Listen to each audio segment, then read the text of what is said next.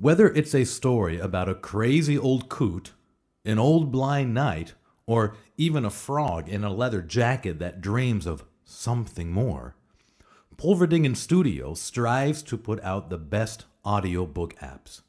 Though, just an audiobook we are not, at least not in the traditional sense. These are not your ordinary traditional stories. Almost all of the other apps which you find which are audiobooks consist of public domain material, which is to say, well, very old books. And not to take anything away from these classics, mind you, they just seem to lack a bit of, well, modernisms. They are also recorded with, let's just say, not the quality you might expect.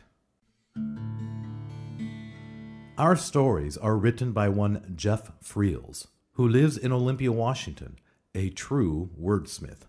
His creations verge on the realm of fantastic, but also keep a sense of realism. His story, The Boxer, is a prime example of this. A common, ordinary fellow with not so common, ordinary secret. The artwork within the stories are also the creation of Jeff. Not an artist who interprets the writer's words, but the actual writer himself.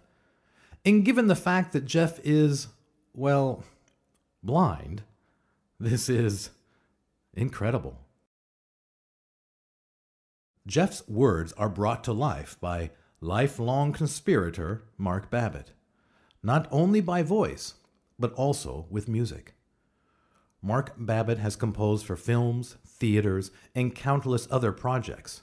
Together, they create a perfect blend that will entertain, delight, and perhaps even scare you.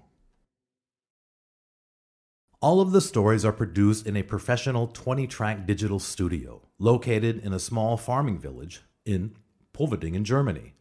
Sound effects, when needed, are gathered and recorded by Mark to make sure they fit with the story. No canned music is used, which is to say that all the music and effects that are put into a production are written and recorded for each and every story. Given that the two are artists, they're not quite tech-savvy. The app itself is not filled with the latest technology. In fact, it might lack a few things. However, a storyteller needs not these things. They hope that the stories themselves and the music are enough to keep you satisfied.